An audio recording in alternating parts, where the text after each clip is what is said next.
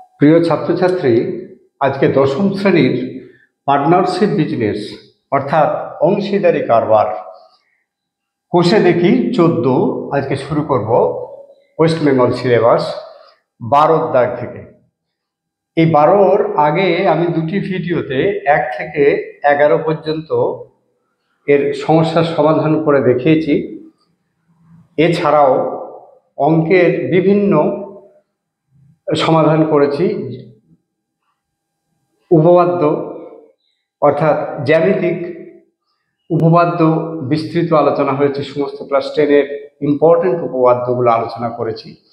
এখনও যারা সাবস্ক্রাইব করনি তারা আমার এই চ্যানেলে এসে এনামিন স্যার চ্যানেলে এসে সাবস্ক্রাইব করো, ভিউ চ্যানেল করে প্লে লিস্টে যাও। ক্লাস 10 জিওমেট্রি, ক্লাস 10 ম্যাথ এগুলো খুললেই তোমরা অনেক কিছু সাহায্য পাবে। এছাড়াও ক্লাস 10 জীবন বিজ্ঞান প্রায় পুরো সিলেবাসটাই কভার করা আছে, তোমরা একটু খেয়াল করো। আমরা চলে আসি অঙ্কে। বছরের প্রথমে অরুণ ও অজয় যথাক্রমে 24,000 ও 30,000 টাকা দিয়ে যৌথ ব্যবসা শুরু করেন, কিন্তু কয়েক মাস পরে অরুণ আরও 12,000 টাকা দিয়ে ওই ব্যবসায় মূলধন দেন। বছরের শেষে ওই ব্যবসায় 14,030 টাকা লাভ হলো। অরুণ 7,130 টাকা লভ্যাংশ পেল।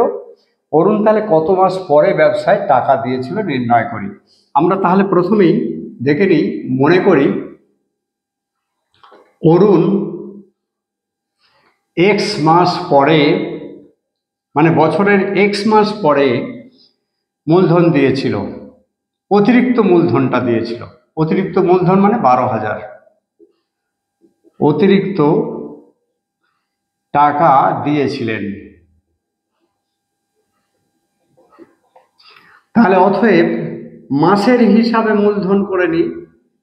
মাসের হিসাবে মূলধন অনুপাত আমরা একটু দেখে নিই। অরুণ এবং অজয়, অরুণ প্রথমে 24,000 টাকা দিয়েছে 12 মাসের জন্যে, আর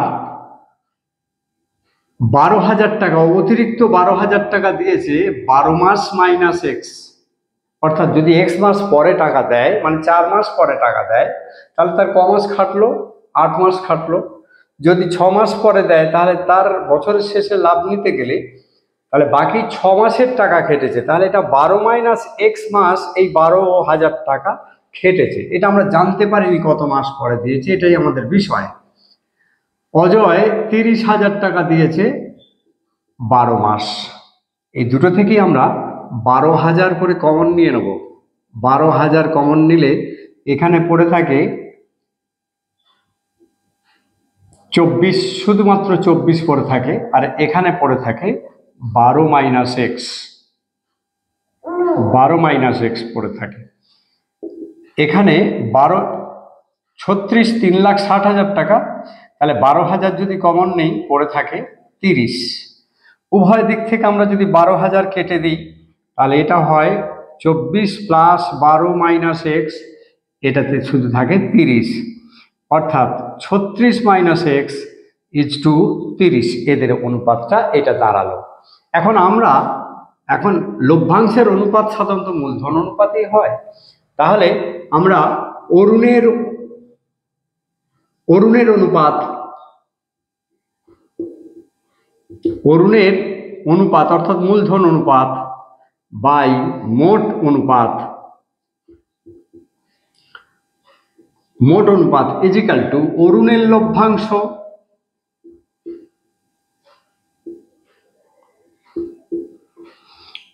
বাই মোট লভ্যাংশ। এটাই হওয়া উচিত। অরুণের অনুপাত অর্থাৎ শর্তানুসারে, এখানটা আমরা একটু লিখে দিই, শর্তানুসারে অরুণের লভ্যাংশ মোট অনুপাতের সঙ্গে অরুণের লভ্যাংশের অনুপাত যে সমানুপাতে আছে, তেমনি মোট লভ্যাংশ অরুণের লভ্যাংশ। আমরা 36 মাইনাস এক্স, এটা হচ্ছে অরুণের লভ্যাংশ অনুপাত, বাই 36 মাইনাস এক্স প্লাস 30, এটা মোট অনুপাতের যোগফল, ইজিক্যাল টু 7,130 বাই 14,030। 30। এটাকে আমরা একটু কাটাকাটি করে দেবো, 0 0 কাটলো। এটাকে যদি একটু 23 দিয়ে কাটি, 3 23 69, 23 1 23, আর এটাকে যদি 23 দিয়ে কাটি তাহলে এটা হবে 61। এটা 61 হবে। এবার আমরা একটু কোনাকুনি গুণ করে নিই, না এটুকু আরেকবার একটুখানি ক্যালকুলেশন করে নিই। 36 মাইনাস এক্স, এই দুটো সংখ্যা আছে, তাহলে 66 মাইনাস এক্স ইজিক্যাল টু 31/61, 61।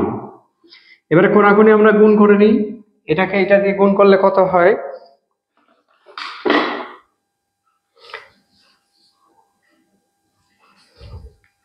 এটা দেখে নিই। 2096 মাইনাস 61x, 61 দিয়ে গুণ করে দিলাম, আর এটা হবে 2100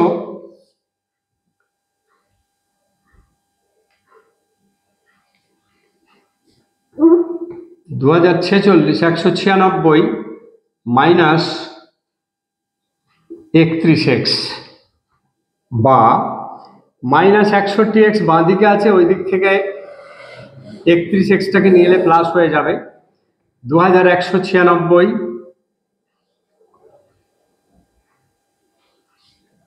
সরি গুণটাই উল্টো হয়েছে, এটা হবে 2046 আর এটা হবে 2196। একটু গুণটা করে দেখে নিও।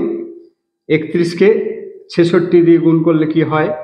2046 হবে, আর 36 দিয়ে 61কে গুণ করলে 2196 হবে। তাহলে থাকলো 2046 মাইনাস 2196। আমরা একটু দেখে নিই, তাহলে মাইনাস 30x বিয়োগ করলে হয়, এটা আমরা বিয়োগ করে ফেলবো। তাহলে 0 4 আর কয় দিলে 9, 5 1 মাইনাস, উভয় দিকে মাইনাস আছে, অতএব x সমান 150/30 সমান 5। আমরা x কি ধরেছি? অরুণ x মাস পরে অতিরিক্ত টাকা দিয়েছিল, অতএব আমরা উত্তরটা লিখে দিই। অতএব অরুণ 5 মাস পরে অতিরিক্ত টাকাটি দিয়েছিল।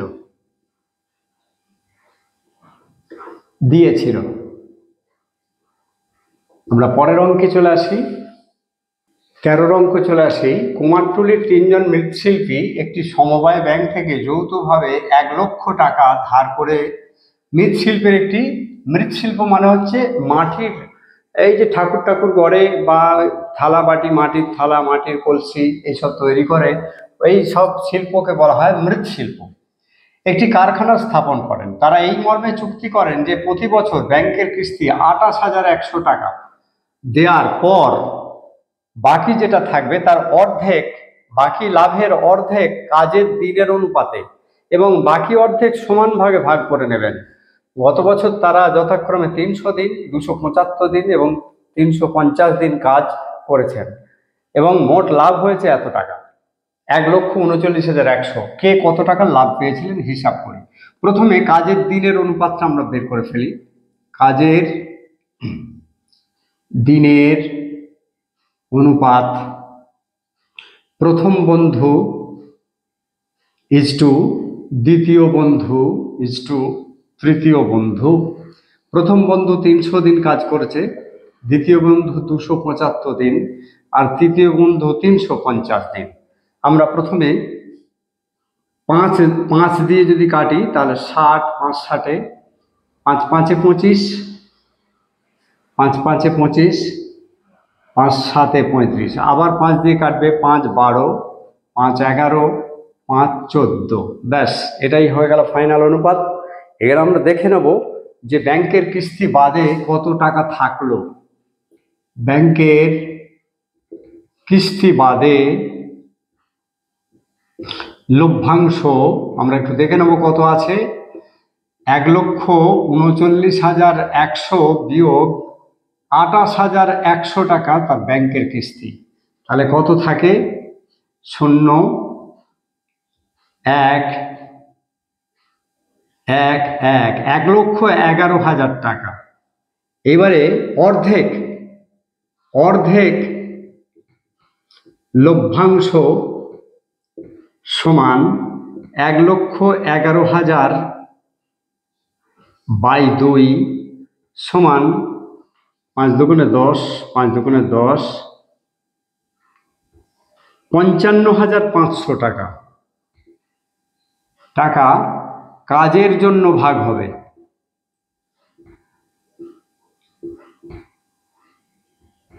তাহলে এই 55,500 টাকায় কে কত পাবে আমরা একটু দেখে নিই।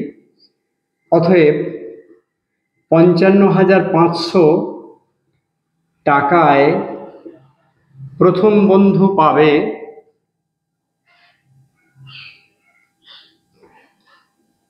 প্রথম জন পাবে 55,500 ইন্টু প্রথমের অনুপাত, কাজের দিনের অনুপাত 12 বাই 12 প্লাস 11 প্লাস 14 সমান 55,500 ইন্টু 12 37, 4 রেখে 5 আর 2 7, 3 37।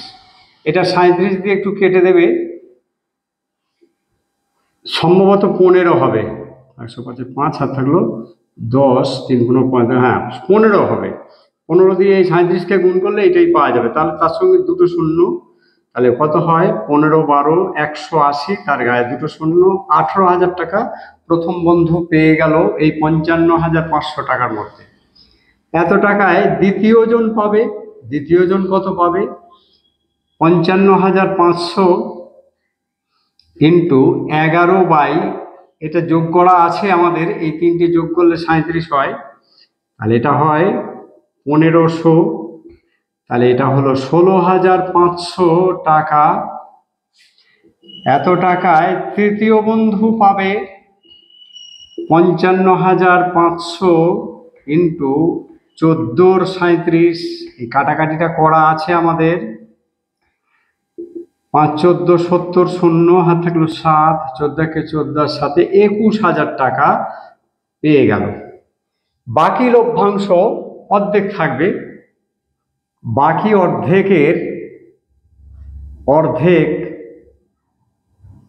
লভ্যাংশ সমান 55,500 টাকায় প্রত্যেকে পাবে, সমান ভাগে ভাগ হবে বলে দিয়েছে। বাকি অর্ধেক সমান ভাগে ভাগ করে নেবেন। তাহলে প্রত্যেকে পাবে 55,500, কজন মিলে? 3 জন মিলে। তাহলে 3 18 54, 3 5 18,500 টাকা করে সবাই পাবে।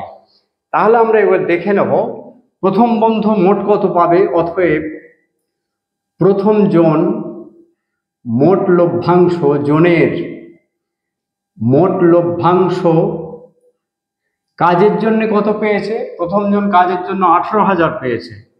18,000 প্লাস এখানে 18,500 সবাই পাবে, এও পেয়েছে, তাহলে 36,500 টাকা এটা প্রথম জন। দ্বিতীয় জনের মোট লভ্যাংশ, দ্বিতীয় জন এখানে কত পেয়েছে? 16,500। 16,500 আর 18,500 তো সবাই পেয়েছে, তাহলে 35,000 টাকা। আর তৃতীয় জনের মোট লভ্যাংশ, তৃতীয় জন এখানে পেয়েছে 21,000 টাকা। 21,000 প্লাস 18,500, তাহলে কত হয়? 39,500 টাকা। এটাই হয়ে গেল আমাদের উত্তর।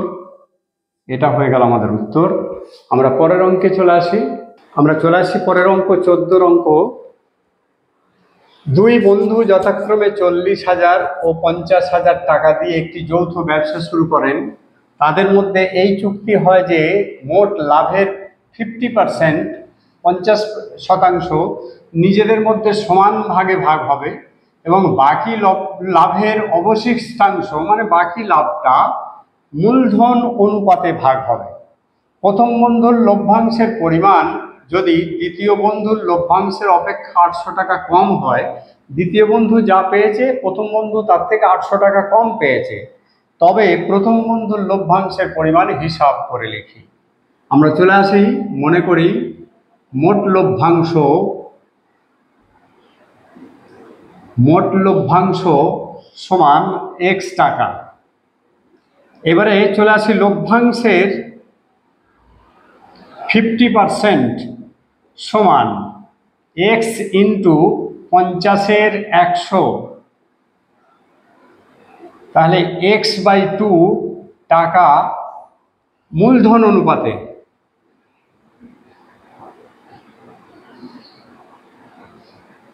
ভাগ হবে। আমরা এখানে মূলধন অনুপাতটা বের করে নিই। মূলধন অনুপাত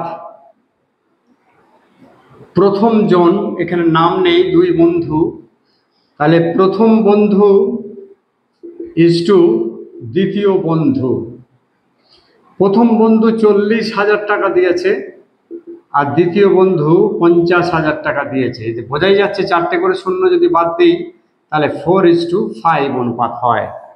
তাহলে আমরা একটু দেখে নিই x/2 টাকা মূলধন অনুপাতে ভাগ হবে। তাহলে x/2 টাকায় প্রথম জন পাবে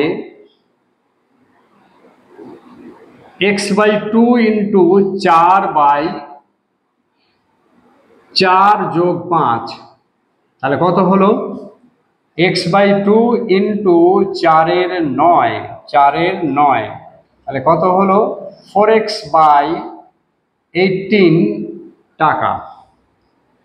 x/2 টাকায় দ্বিতীয় জন পাবে x/2 ইন্টু 5, দ্বিতীয় জনের অনুপাত হচ্ছে 5, 5/4 + 5 সমান x/2 ইন্টু 5-এর 9 সমান কত হয় 5x/18 টাকা। এবারে বাকি লভ্যাংশ কত থাকলো, x/2 টাকা মূলধন অনুপাতে ভাগ হবে, তাহলে বাকি x/2 টাকা অর্ধেক টাকা, তো বাকি অর্ধেক মানেই x/2 টাকা সমান ভাগে ভাগ হলে প্রত্যেকে পাবে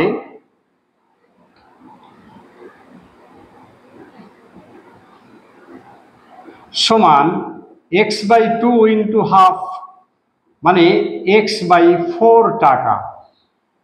তাহলে ব্যাপারটা কি দাঁড়ালো, প্রথম বন্ধুর মোট লভ্যাংশ কত, অতএব প্রথম বন্ধুর মোট লাভ এখানে মূলধন অনুপাতে কত পেয়েছে 4x/18 আর দ্বিতীয় পেয়েছে x/4।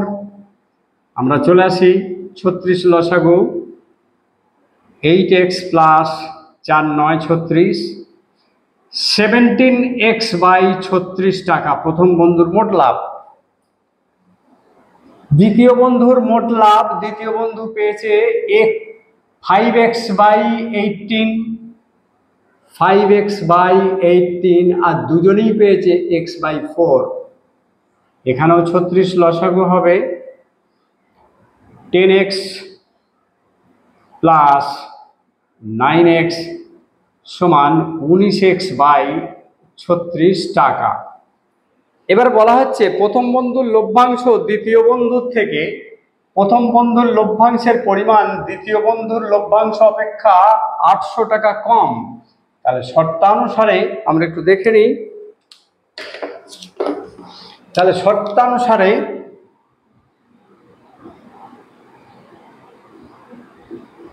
প্রথম বন্ধুর দ্বিতীয় বন্ধুর লভ্যাংশটা বেশি, 19x/36 minus 17x/36 is equal two 800 টাকা। প্রথম বন্ধুর লভ্যাংশ দ্বিতীয় বন্ধুর থেকে 800 টাকা কম, তার মানে দ্বিতীয় বন্ধুর লভ্যাংশ থেকে প্রথম বন্ধুর লভ্যাংশ যদি আমরা বাদ দিই 800 টাকা হবে। দেখো এখানে 36 লসাগু হয় বা, তাহলে 19x minus 17x is equal two 800 বা 2x/36 ইজিক্যাল টু 800। যদি আমরা কোনাকুনি গুণ করি 2x ইজিক্যাল টু 800 ইন্টু 36, অতএব x সমান 800 ইন্টু 236/2, 2 দিয়ে কাটলে কত হয় 400, 436, 14,400 টাকা। মোট লাভ হয়েছিল কত এক্স টাকা, তাহলে 14,600, 14,400 টাকা। অতএব প্রথম বন্ধুর লাভ, আমরা আগে প্রথম বন্ধুর লাভ কত পেয়েছিলাম 17x/36, তাহলে সেটাকে লিখে ফেলি। 17x/36 সমান 17 ইন্টু এক্স মানে 14,400 লিখে ফেললাম, বাই 36, এটা দিয়ে কাটলে হয় 436, তাহলে 4 17 68, 6,800 টাকা। এটা উত্তর হয়ে গেল 6,800 টাকা, এটা 6,800 টাকা। আমরা পরের অঙ্কে চলে আসি, 15 অঙ্ক চলে আসি। পূজা, উত্তম এবং মেহের, পূজা, উত্তম এবং মেহের যথাক্রমে 5,000, 7,000 ও 10,000 টাকা মূলধন নিয়ে অংশীদারি কারবার এই শর্তে শুরু করে যে কারবার চালানোর জন্য মাসিক খরচ 125 টাকা, হিসাবপত্র রাখার জন্য পূজা ও উত্তম প্রত্যেকে মাসিক 2,200 টাকা করে পাবে। বছরের শেষে 6,960 টাকা লাভ হলে তার থেকে কে কত টাকা পাবে হিসাব করে লিখি। আমরা প্রথমে মূলধন অনুপাত বের করে ফেলি। মূলধন অনুপাত পূজা ইজটু উত্তম ইজটু মেহের। পূজা হচ্ছে 5,000, উত্তম হচ্ছে 7,000, আর মেহের হচ্ছে 10,000। 3টে করে শূন্য যদি বাদ দিই 5, 7 আর 10, ব্যাস। এবারে আমরা দেখে নেব কারবার চালানোর জন্য মোট কত খরচ। কারবার চালানোর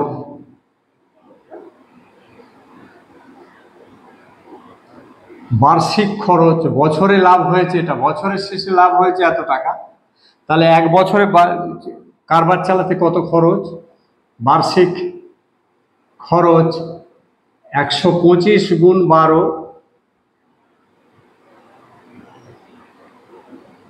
1,500 টাকা, 1,500 টাকা।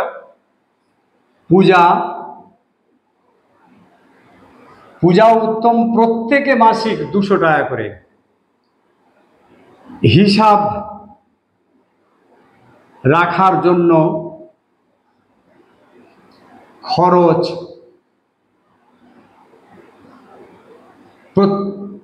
খরচ কত হচ্ছে আমরা একটু দেখে নেব। 200 টাকা করে দুজনকে 12 মাস, 200 টাকা করে দুজনকে 12 মাস, 4,800 টাকা। তাহলে এই যে কারবার চালানোর জন্য আর হিসাব রাখার জন্য 4,800 টাকা, এটা মূল লাভ থেকে বাদ যাবে। অতএব মূলধন অনুপাতে ভাগের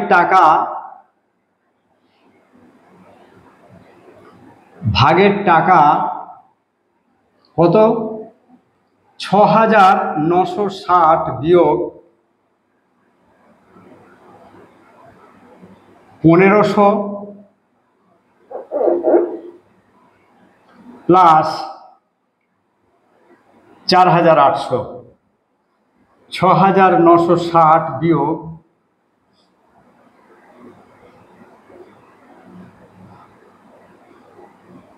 6,300, তাহলে 660 টাকা।